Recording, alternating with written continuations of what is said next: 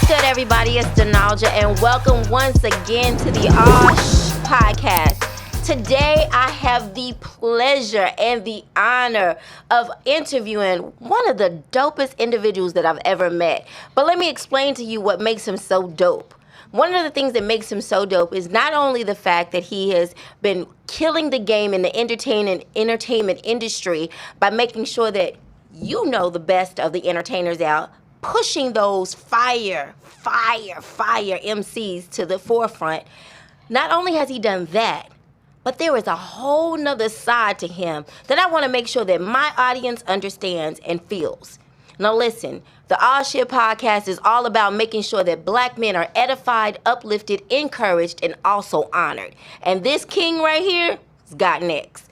I want y'all to introduce y'all to BMF Wavy. What's up, Wavy? What's up? What's good? Now, I'm going to tell you ain't going to do that shot stuff with me. Nah. We going to get down into it. That part. So, Wavy, listen, I have watched some of your other interviews, absolutely loved it, especially the one with Willie D. I was really, really fascinated with your career. Tell us about your background and your history in the entertainment world. I started out street teaming with Loud Records. So, it's crazy because I was just talking about this the other day, how Crazy Sam on the video music block with Ralph McDaniels. Sam was one of like he had his own show, and him being Crazy Sam, like if y'all go back and watch it, it was crazy. So he used to do segments in front of my elementary school.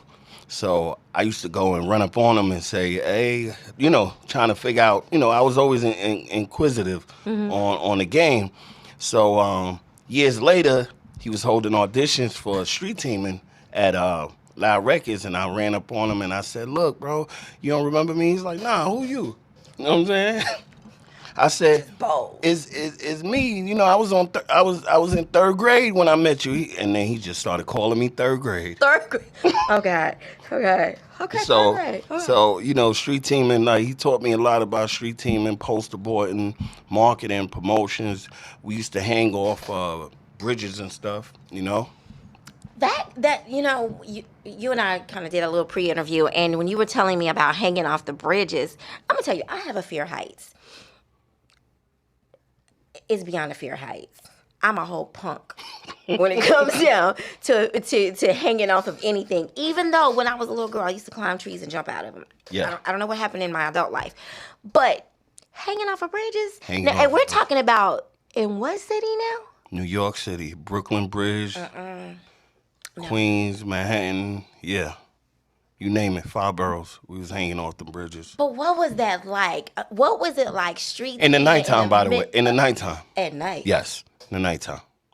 Oh, so you creepy crawling in and hanging. You a Spider-Man. Hey. I got a message. Hey, nah, absolutely. Absolutely. Listen, tell me, what was it like to be street teaming at the beginning of this amazing hip-hop era? Like, you were right there in the mud. Yes. When some of the greats were breaking. This was Wu-Tang, Mobb Deep, who else? Dead Prez, Big Pun, and many others that broke through Loud Records. Nice. Yeah. Nice. I wore my Wu-Tang jersey. Oh yeah, look, that's crazy though. I had to do that. I was like, we gonna keep it real hip hop today. Y'all know sometimes I be all like, yeah, shout out to Power U. He was from my hood, East New York, Brooklyn. And he was a big mentor. He the one that really was behind Wu. You know what I'm saying? They beginning even until now. So shout out to Power. I'm gonna dig a little deeper. I know about your street teaming, and that was a definite era. But how did you gain this love for the culture, for the music? I love music. My coaches, I'm musically inclined. Like my grandma, most of my family members, I'm Garifuna, that's the name of my culture. And I'm Belizean and Honduran and Belizean, so, Central American. we're like in the coastal lines of Nicaragua, Honduras, Belize, and part of Guatemala. So, having a culture, Afrocentric culture, already, I was moving on that beat. You know what I'm saying? Oh, I can only imagine. I've been studying a lot of spirituality. So when you start to speak about that culture, I know that the drums, it's like the heartbeat of the soul, and that rhythm it's tribal. Yes. It's And if definitely if tribal. they not familiar, if y'all not familiar with what my culture is, from a celebrity standpoint, my cousin OT Genesis, he's got Ifuna, and Sean Poe from former Bad Boy Records artist, and Prime Minister, about to be Prime Minister of Belize right now. So I'm gonna Belizeans. go back. I'm gonna go back to that. I'm gonna stick a little pin in it because I really want to explore your cultural history. I find it that a lot of times in the Black community, we don't celebrate our roots like we should. We don't give honor back. We don't go reflect back on our ancestry. So we're gonna come back to For that. sure. Take me back to New York. Now, you got to New York when? I was 4 going on 5. I think 1980, because I got a late birthday. I think I came in December 1980, 85. Yeah, I think, yeah, 85 or 84, one of them. What was it like, a 5-year old coming from your country, understanding that to New York?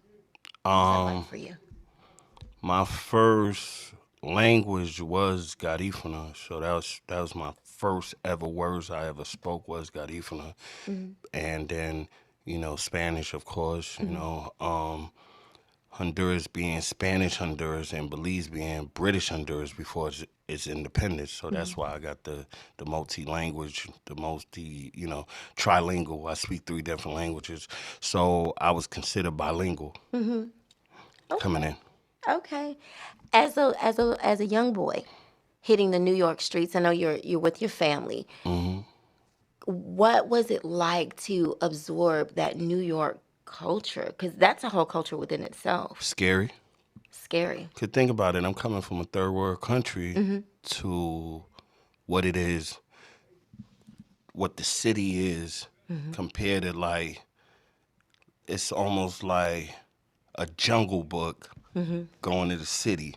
Wow. You get what I'm saying? Yeah. You feel me? Yeah. So, of course, back home was primitive.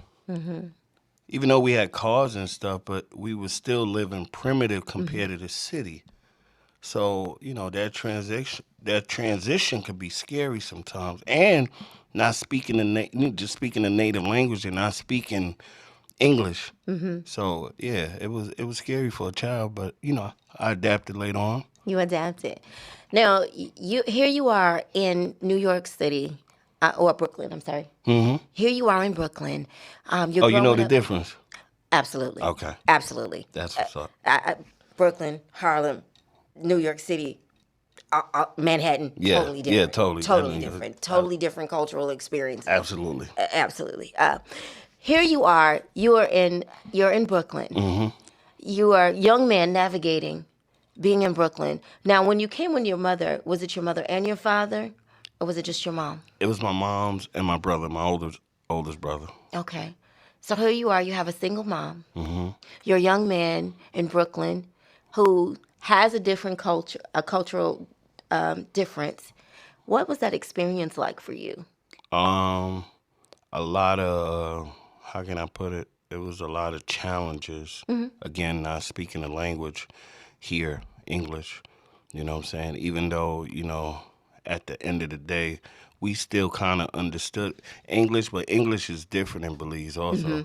It's called, you have your Belizean Creole. So, different from the English here also. You know what I'm saying? So, you know, it was challenging because you have to adapt to the culture. So, being poor, you had people that was mean, you know what I'm saying? Like Okay. coming in, looking at you like, you wasn't dressed up the part, you know what I mean? It's just what it is, you know what I mean? We didn't have designers on now, like, you know Right. what I mean? Like, Right. and that's what motivated me to become who I am. Absolutely. Real talk. A lot of times people talk about, young men raised by single mothers and the opportunities for the streets to consume them. Mm-hmm. Did you have any challenges coming up, getting involved in anything? Oh yeah, for sure. Okay. I mean, being a member, or, formerly a member of the Rolling 30 Crip gang, which is founded, basically founded, with Belizeans and that were, deported from LA, you know what I'm saying? And, that was already damn near in my backyard before coming here. So, I adapted that. We was the first ones in New York claiming a color per se, and all this is documented. But I wanted to take a whole different approach from the negative side of gangbanging. Talk to me about that. For me to see it from hands-on, having family members that, were deep rooted in it. You know what I mean? It wasn't hard for me, but I saw a lane I had to. When you see family members getting locked up, for various different things, you tend to learn from their mistakes. Absolutely. You get what I'm saying? Yeah, I do. So my whole thing was like, now how can I elevate this and make this positive? Almost, one of my mentors and one of the people that I looked up to was Snoop Dogg on the West Coast. So for me, when I got around Dogg and I was able to build a brand called Dogg Pound East, that was my beginning of changing what the narrative was on what gangbanging and what the streets stereotype was. Absolutely. You get what I'm saying? I do. Yeah. What up, though? This big Snoop Dogg representing that DPG East. And my nephew right here, man. Banging Dogg Pound East Coast style. I told you, man, we ain't separated, we together, man. You can't spell the West without the ES, man. My nephew out here pushing this Dogg Pound shit, man. He been pushing it for years, man. Real Dogg Pound DPG shit, man. And you thought it was a West Coast thing. No, man. It's an international thing. We goes around the globe with this shit here, man. Believe that. Dogg Pound East, nigga. I want to take a moment and I just want to talk to my audience.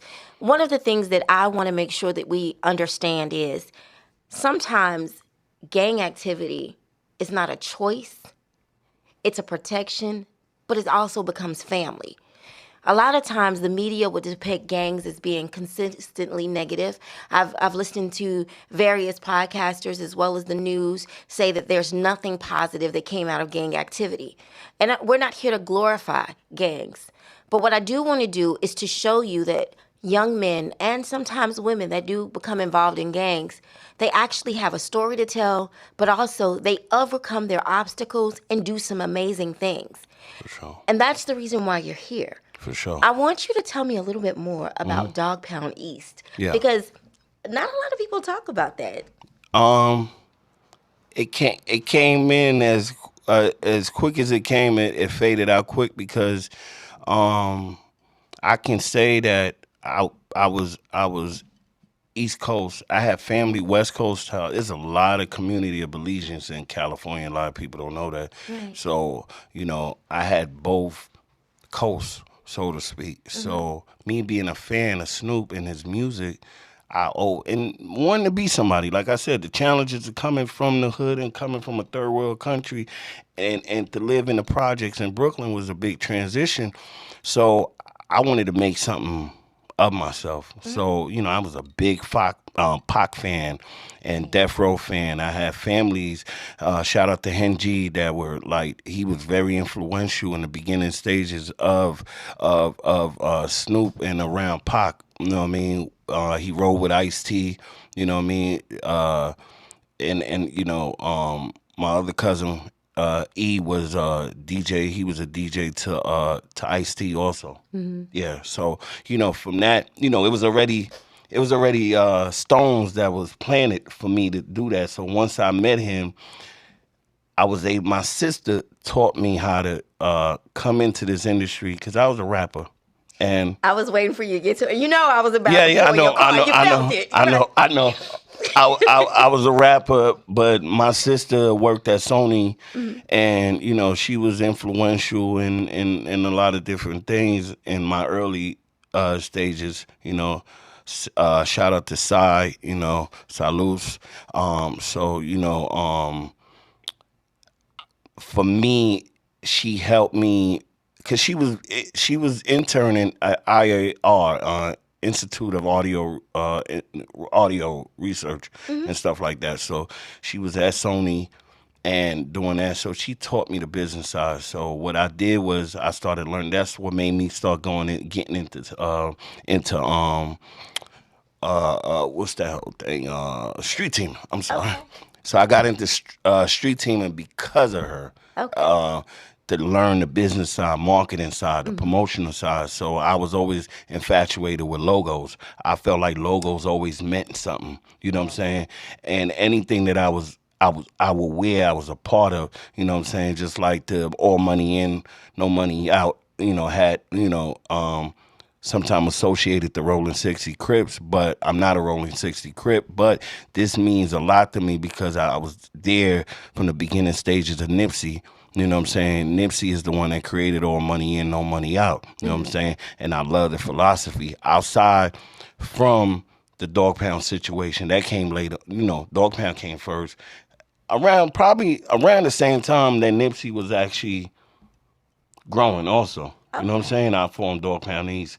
And with Snoop. And then, you know, with Snoop and Nipsey, they kind of mirrored each other. Absolutely. So to know both of them was a blessing.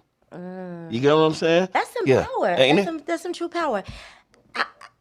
Going back to the Nipsey Hussle, and rest in peace to Nipsey. For Give sure. our respect there. One of the things that I wasn't as familiar with him prior to his death. I started exploring his music later, but there was a strong spiritual connection that was there. Yes. And I began to understand that there was there's more to him than Yes. just the average what the media would say. I do remember kindly when he died, rapper shot down was Yes. the headline. Yes. You know, talk to me about your encounters with Nipsey. And I know hip hop is a funny thing. We always want to talk about the music. We always want to talk about the beef. But I want to talk about the spirit of the music. Yeah. And what connected you to him. First, you know, he's African. He's a Eritrean. So that's like next to Ethiopia, East African. So for me being Honduran and Belizean and him being African, you know, there's a root, there's a connection there automatically. And us being Crips, you know, and the financial literacy that he was trying to pump and telling people how, you know, to read and self it's like a self-awakening of learning yourself who you are. It was deeper than just being a street dude or being a gang member with him. You know what I'm saying? And I'll forever hold that in my heart. You know what I'm saying? And he was immaculate. He was smart as hell. And when I first heard his music, I was blown away. Absolutely. It just grabs you. Yeah. And if you have any kind of spirituality, and I'm not talking about any particular religion. We're just talking about the heart of spirituality, knowing thyself. You connect directly to the music. Oh, for sure. For sure. Now, it's my understanding you were very instrumental in getting that music out and getting that message out. Yes. Talk to me about it. When I first heard Nip, I got the call from my boy Majesty. Majesty filmed Nipsey for about 2 years when he wasn't even on yet like that. Like he was just first starting out, and he got the deal with Johnny Shipes and Steve LaBelle and them, you know, and Sony, and Madge went out there to film him. So when he called me, he's like, man, I got this LA artist named Nipsey Hussle, bro. I got a box of CDs. I need you to pick them up from Harlem. I went to Harlem and went and picked them up. And, you know, they played it for me. They played them in the car. I was like, damn. You know, automatically Yeah. it hit me. You know, it was Bullets Ain't Got No Names. That was volume 1. You know what I'm saying? And I started thinking, due to my my street teaming experience, I used the same tactic, but I used the gang tactic as a marketing tool. I took the boxes of CDs to every known gang member and shot caller in every hood in New York, and it went crazy. So, I'm sorry. You know, I'm a poet, so I'm a visualist, and I love to see things. Did you just flip that work with that man's product with the CD? Absolutely. It's just I ain't sell it. It was for free. It was promotion. Yeah. But you flipped that work. Oh yeah. Okay. Oh yeah. Hell yeah. Okay, You know what I mean? okay, I see it. So you hustled knowledge. I hustled. You made sure the people got knowledge. I used the street tactic of a hustler. I reversed it into a marketing strategy to put artists on and make them buzz. And that, that ain't never really been done before. But when you think about it, it's the same thing that Meech did for the family with BMF. He created a brand. I don't go into the logistics of who created the logo, but he created a multi-million-dollar brand, BMF, him and Southwest T. You get what I'm saying? So it mirrors, you know what I'm saying? And that's really, besides all the other stuff, because I get approached all the time, you BMF? I say, yeah, are you really BMF? Or yeah, are you still pushing them packs? And I'm looking at them. We're going to stop. We're going to put a pin in it. I don't want you to go any further because there's a reason why I'm saying, nope, stop. I want to make sure that this audience understands. And on this show, as I stated, it is about understanding what is happening within our culture.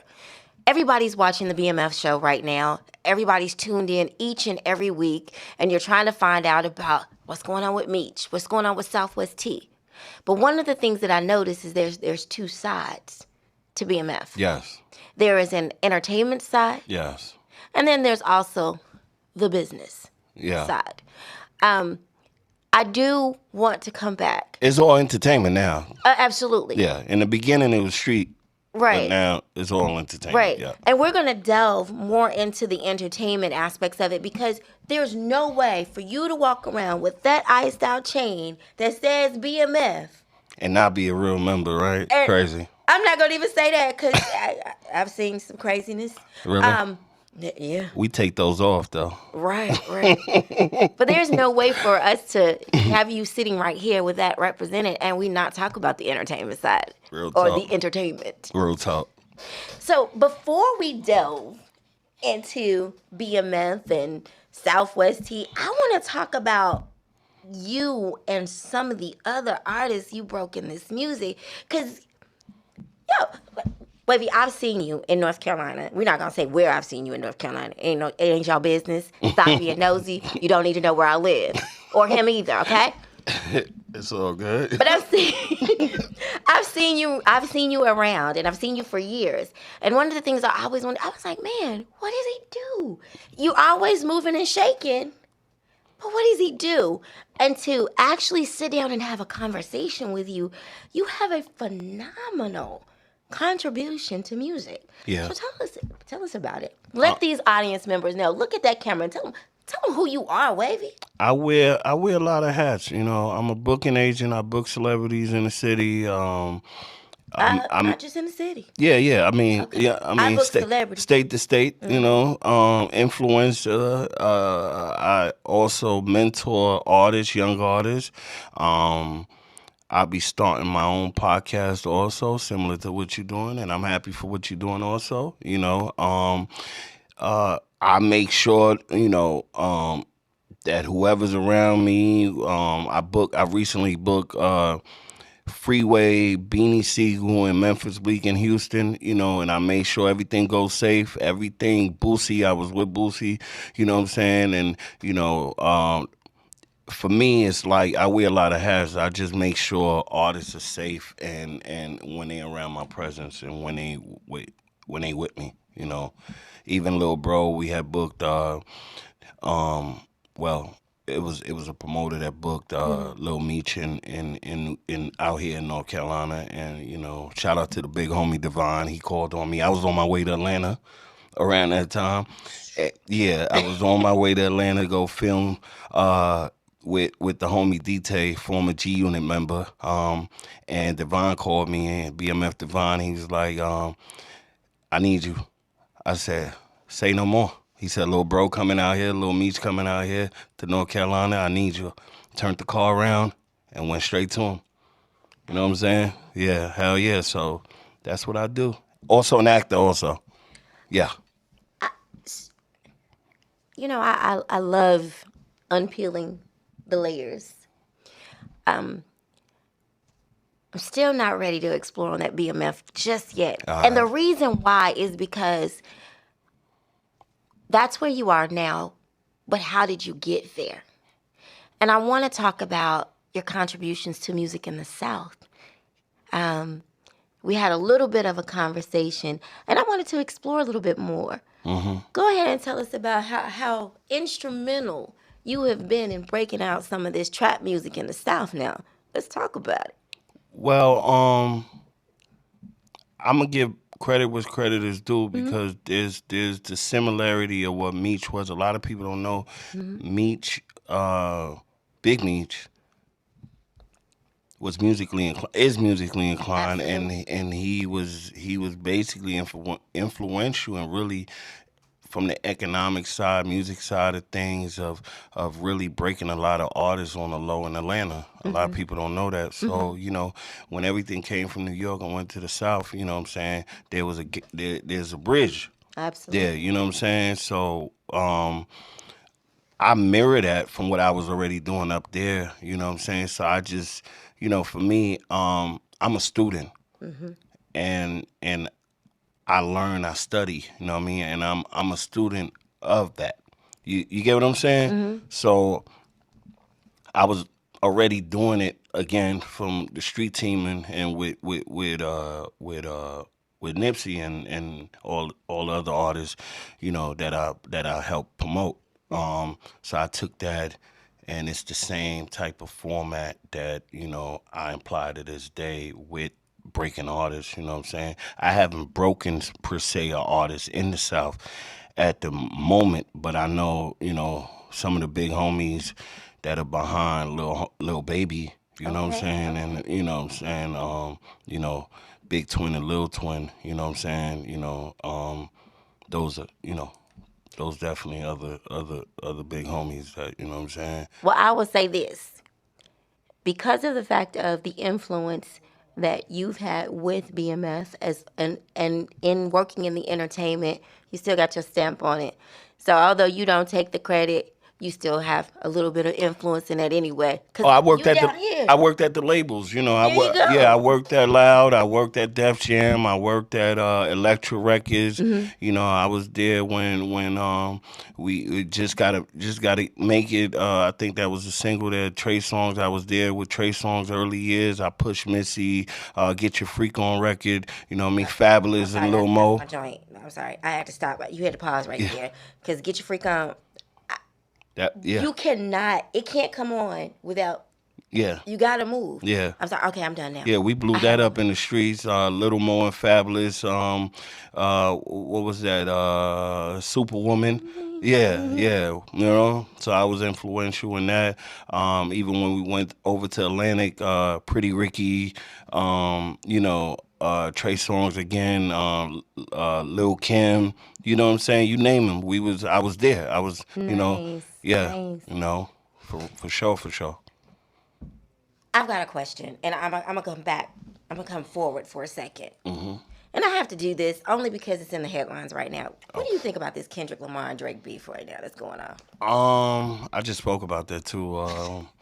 I didn't honestly. I ain't really believe it at first, because there's certain big homies that around that will probably won't let that escalate somewhere else. Now the Chris Brown and Quavo joint, woo, baby, Chris. Now that's more real to me than that. I'm gonna keep it 100. Listen, And I heard now the Game and Breezy. Rick Ross. Were? Yeah. The Game and Rick Ross going at it? Yeah. Well, yeah. I don't know. The Game just dropped some science on him. I mean, that was bound to happen. You know, shout out to the real Rick Ross, Big Rick. Free away. Or Echo. What up? You know what I'm saying? So yeah. Nice. Okay. I had to go. I had to take that little trip. Nah, no doubt. You know I'm gonna tell you the real. And I appreciate it. Yeah. You know, I can't have somebody that's so industry connected and we don't talk about some of the beefs now. Come on. Yeah. Hell yeah. So my next thing, I told you I wanted to circle back to the BMF. I say the BMF. You know, that should tell you my street credibility. The BMF, you know. Let's go back to BMF and your connection with BMF. Mm-hmm. How did you find yourself attracted to these guys? I know how, just from watching the series. But what? I mean, it happened. My cousin was already BMF. Really? My cousin KP on the West Coast. KP came down. Him and my cousin Chalk, who is OT Genesis' brother. Chalk and them came down for the summer, and I walked them through Atlantic Records, and we walked through Atlantic and Asylum, and around that time, even Yandy Smith was an intern over there, and with Jim. So I walked them through the labels, and eventually OT got signed to Atlantic. How ironic, right? Buster wound up picking them up, but I was already introduced through my cousin being KP being BMF, but never really, I wasn't BMF yet until I met Maintain at a club in the city of New York. And I seen this dude. I was like sitting across the bar, and I'm seeing this dude glistening like a chandelier. Kind of like you are right now around your neck? Oh, okay. I think 10 times. Okay. You know what I'm saying? So shout out to Maintain from Bushwick, you know. He had called me. He's like, bro, I'm not Maintain from Best I'm from Bushwick. You know, just say Brooklyn Maintain. You know what I'm saying? So yeah, shout out to Maine. So Maine was the one that stamped me. So I'm looking at him, and I'm like, man. He had the BMF logo on. I was like, man, I gotta make sure. Just my instinct, just my protective instinct, and being who I am, you know. And you know, he had a blue BMF shirt on, so that stood out for me. You get what I'm saying? So I went over to him, and me and him start chopping it up, and it just so happens that he was Crip too. You know, so you know, from that, you know, it wasn't too many New York Crips at that time, and for him to be BMF, it was like, wow, you know. So I just became a protector. You know, the dude damn near was like buying crazy, yeah, literally, like, you know, it mirrored Meech to me. And throughout the night, he'll move around, and I'll, you know, move people out, make sure, bro. And he loved that. He respected that, you know, and that ain't come with a buck or nothing. That was just pure love. And, you know, periodically we started going to different clubs, different events, and I would introduce him to Mary J. Blige's brother Bruce and her stepdad, you know what I'm saying? And we all would step out in different events and stuff like that. And now one day we went to Jones Beach. He did a barbecue, Jones Beach, and we was barbecuing, and he was like, welcome to the family. Oh, wow. Yeah. One of the things that I do remember, I know you're Crip. And he was under, just to add, he's under Big Meech's line. Okay. Yeah. Okay. You know, yes. You're a Crip. You're associated with BMF. However, there's some more. You said what? There's more layers to you, and your connections to wisdom and knowledge. Oh, for sure.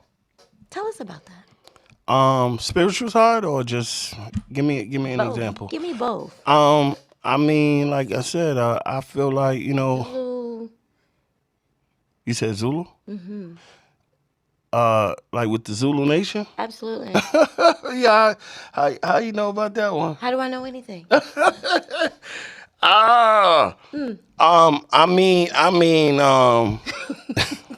Yeah, you know, shout out to Val Valentine and you know in the Bronx and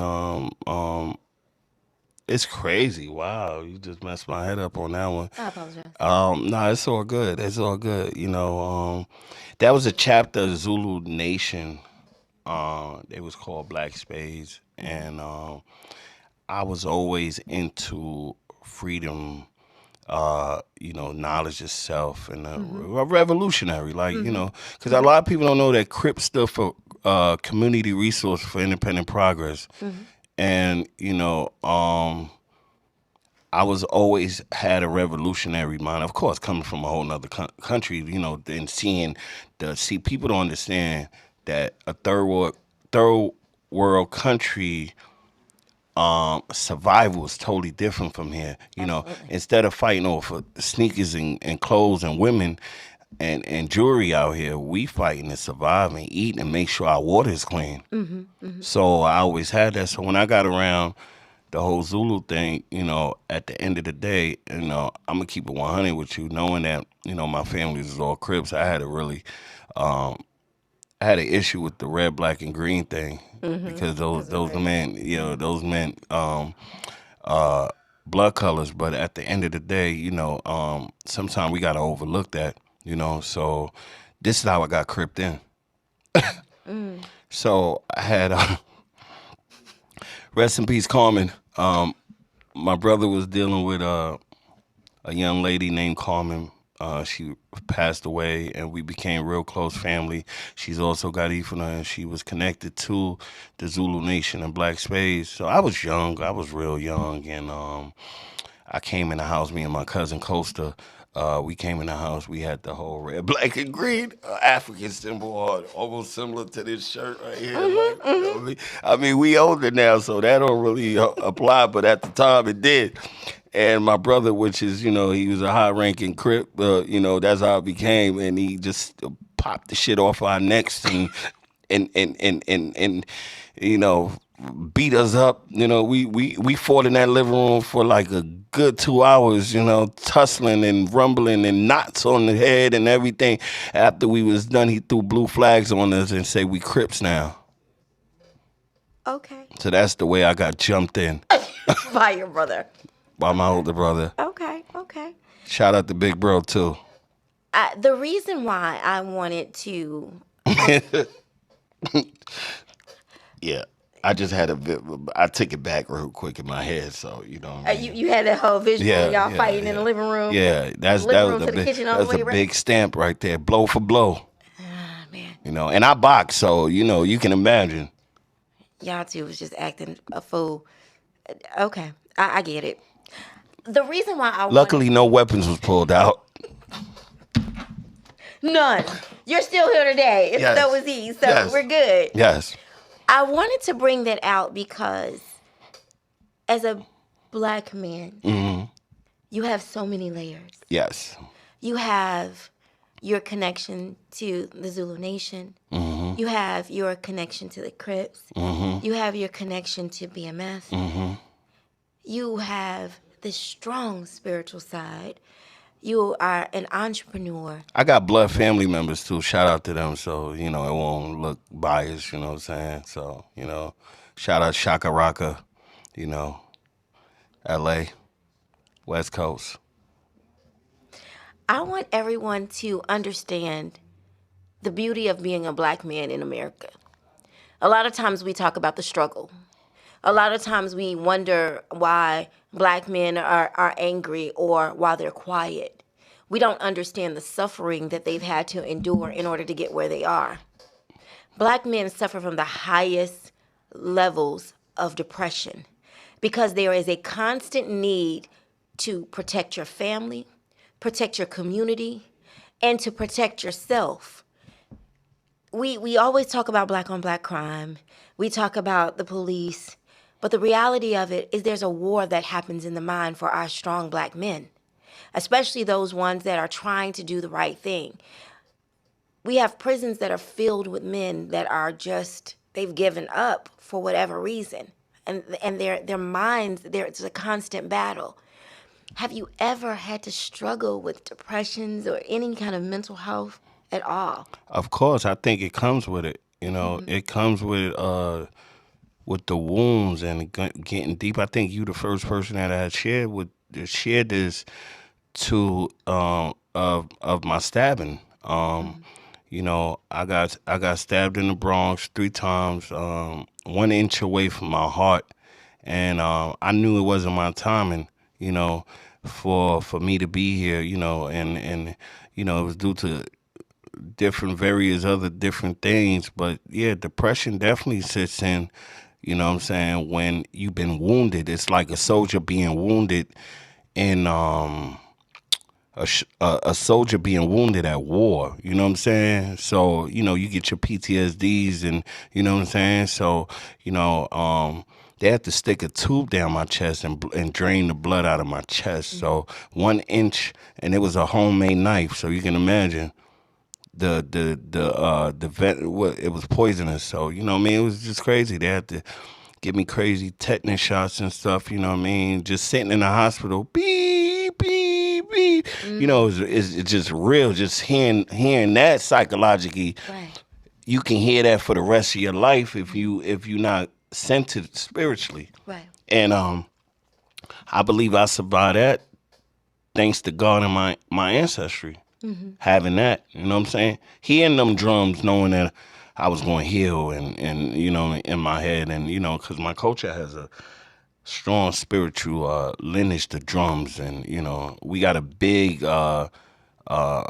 monument in Belize with 2 drums up there, you know. My ancestors flipped them boulders over warriors in the coastal line of St. Vincent, 2 British ships on some Amistad. I think the movie Amistad was solely based on us. Right. You know, flipped them ships over in 14-something, 100 and something. You know what I'm saying? Right. And we mixed in with the Khalifa Indians and the Iwak Indians in St. Vincent, and just having that strong foundation and knowing where I come from. A lot of people don't know where they come from. A lot of people can, you know, and that's not to take nothing from. Right. You get what I'm saying? Who they are, but this is why certain groups like the Zulus and the Black Panthers was important at the time. You know what I mean? And not on no political, none of that other stuff. Just for people to know where they came from is very important. I'm glad that you said that. One of the things that gave me such a peace, my dad died about 2 years ago, and when my dad died, I learned so much more about him that I didn't know. My father was in the city of Chicago and had strong affiliation with the Black Panther Party. He had strong affiliation as a Black Republican. Yeah. I had no idea that he was a Black Republican, but I remember going to the funeral, and one of my... I just want to say nothing, not to cut you off, Yaruhu, and that's to all the Dead Prez family members, and you know what I'm saying, like that. Once you said Chicago and that right there, you know what I mean, just that's still a part of us and who we are. Absolutely. Once you said that, so Absolutely. yeah. Absolutely. And thank you for that. I really appreciate that. And I had a recent conversation, and I'm thankful. I was so blessed to be able to speak with Chairman Fred Hampton Jr. It was absolutely wonderful to speak to someone who is so instrumental in making sure that Black legacy continues and Black revolution continues. But I was saying that to be at my father's funeral and to have someone walk up to me and to say, your dad was such a revolutionary. He taught me about Black culture. Yeah. He taught me to appreciate my Blackness. And it was in that moment that I felt myself connect. Because I've been disconnected for so many years from my dad. I'm going to go into that at a later time, struggles with my father. But to go back to African spirituality, when that man made that statement to me about my dad being such a revolutionary, it made me dig. Yeah. It made me want to know who my mom is. You know, I know her in the physical. I know her person, you know, but I didn't know how my mom was a earth child. Yeah. She wanted to sit in the grass and ground. Yeah. She was picking the flowers. She was learning about the herbs that would heal the body. And even now she's going back to that.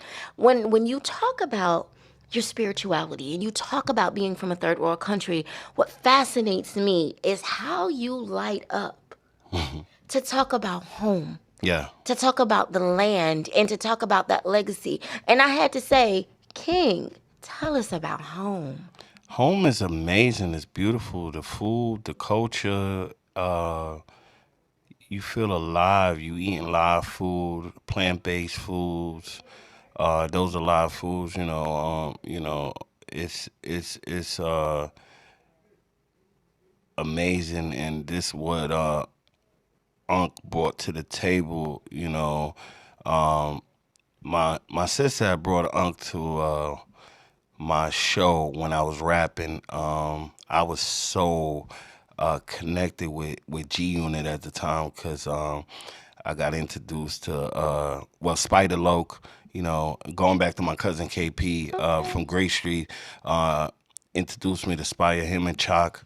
That's my West Coast connection. So I ran with the unit through Spider and Buck, and I later got introduced to Buck. So I was carving my own way. This is before Dogg Pound East with Snoop, so I was carving my way in to the industry as a performer. So there was a showcase that was put together with Miss Taylor.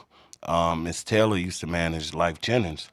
Oh, I love. Okay. And she worked at Sony. This is where my sister came in with the whole Sony thing, and it was crazy because I went to the audition, and my sister beat leukemia and cancer. So when I was doing the audition for that show, I seen this woman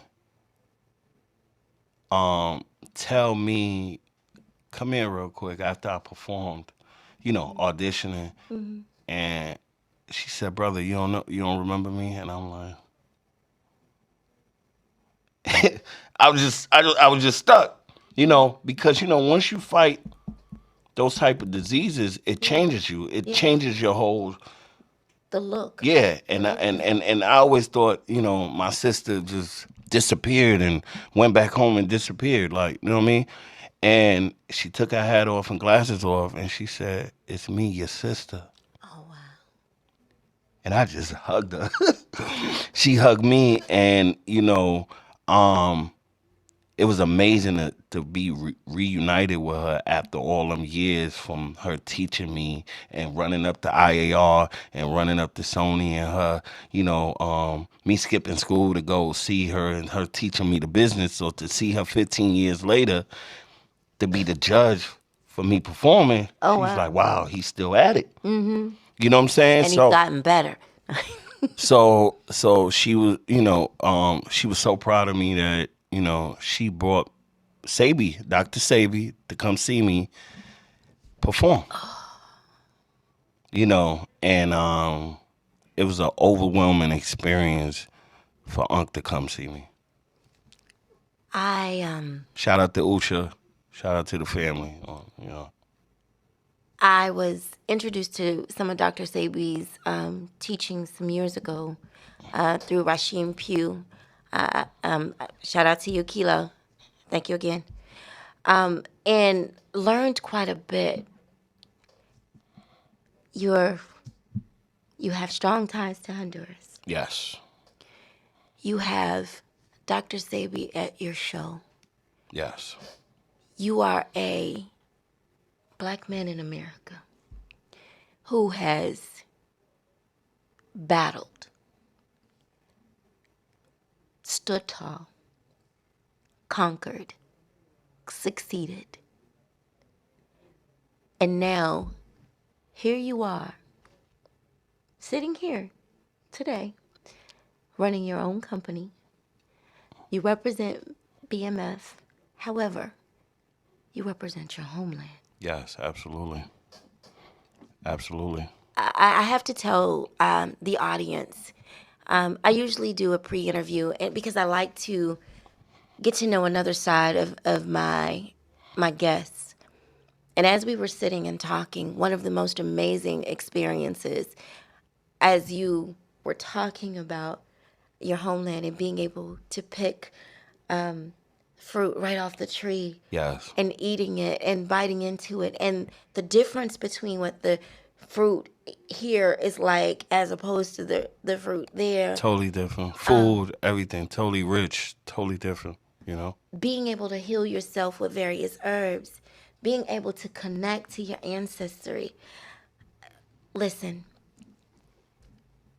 as a people,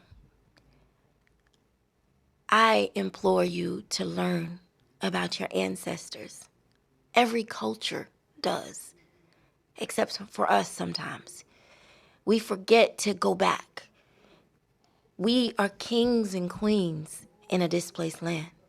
Because when you leave this plane, you know, this is just a physical plane, not to cut you off, but when you leave this plane, who you gonna meet? Who you gonna meet back with? Like, you know what I mean? It's almost like, you know, people be like, you know, that whole Black Panther movie was fictional, but at the end of the day, it touched on real topics. Nah, it was real. It was so real for me.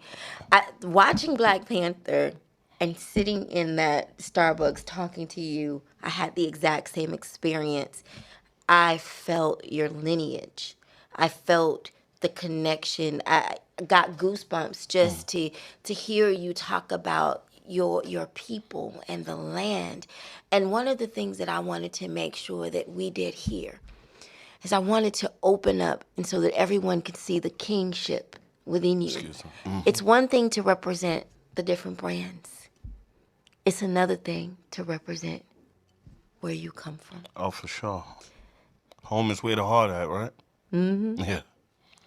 Tell me about when you go home, because I know you go, or you have been. When my pops passed, my stepdad passed away probably like '09. That was my last time going back, and I haven't been back ever since. But my mom's goes every year, every summer.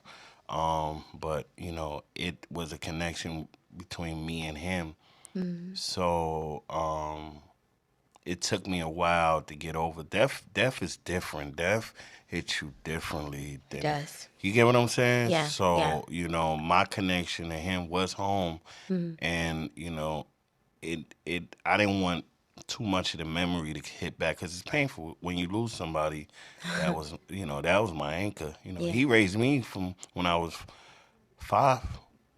Yeah, from 5 years old. So, you know what I mean? And, you know, my biological was there too. He passed away last year. But, you know, my stepdad definitely, you know, came in and became, you know, a role model in my life. So that's why I haven't been back home yet, but I'm going to be going back. I feel like, and I just tend to say whatever's on my mind Yeah. or whatever's in my spirit because it's not my mind. It's real. It's real. Your father, Mm-hmm. as well as your stepfather, have both transitioned. Yes. They ancestors now. They are ancestors that are here to protect and guide. Yes. And you now are a father. Yes. Do you sometimes see Resemblance? Mm-hmm. Man, I see resemblance in my son and my, cause that's my granddad, my dad's dad. You know, I see resemblance in him. I see resemblance in my stepdad. Ironically, my granddad told me that my stepdad and my biological dad were related after he passed. I Yes. mean, that's cool. Yeah. That's You all connected. We all family. Yeah. We all family. Real talk, but that's what gave that connection. You know, God put different people in your life. It's almost the same thing. Think about the Moses story, right? Yep.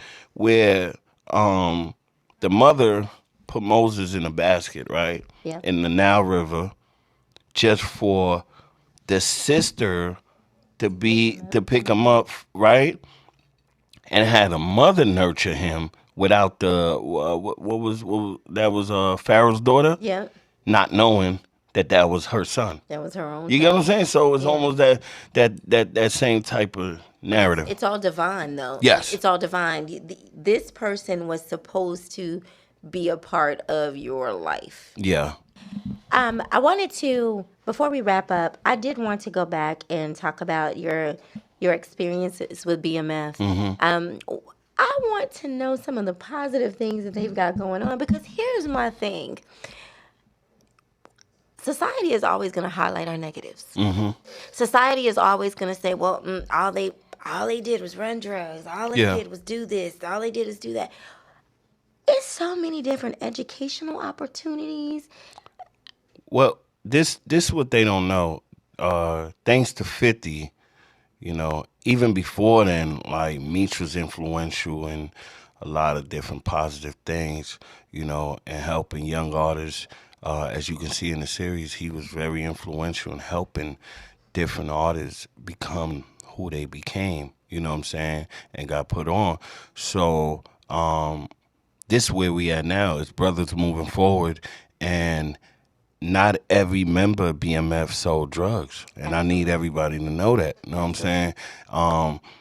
That's like running up to Lil Meech, asking him, "Yo, bro," or interviewing him and saying, "You know what I mean? Did you run packs?" No, not every member ran packs, and this is the new generation of BMF, and we all are.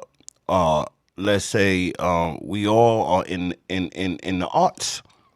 You know, showcasing and helping to put others on, you know what I mean? And educate, you know what I'm saying? And, you know, as well as Lil T, Southwest T's son, he's doing a clothing line, you know. Wow. Yeah, Lil Meech is acting, you know. I'm doing what I do, you know, to bring in, you know, a positive side of the family, you know what I mean?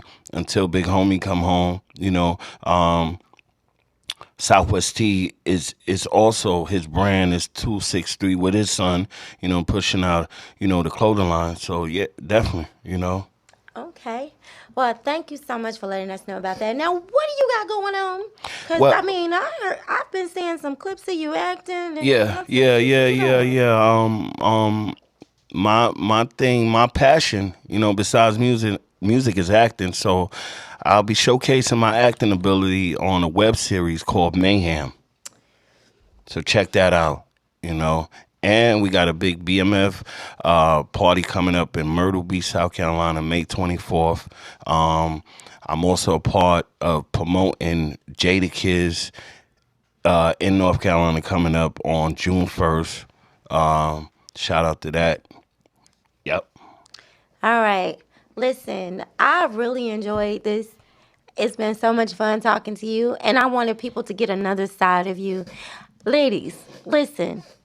A spiritual man is a dope man and a king. Fellas, there's nothing wrong with tapping into your spirituality, and there are some of us that see you. We pray for you. We lift you up. We encourage you. Right here on the Aww Shhh Podcast, one of the things that I want to do is to make sure that you black men understand that there are some women that stand behind you, beside you, and that will continue to push you and to show your light. It's been so much fun. Wavy, thank you. Thank you. I appreciate you. No doubt. Peace. Ma. Hey, yeah, real shit. Come on, no nigga, what? Y'all ain't seen me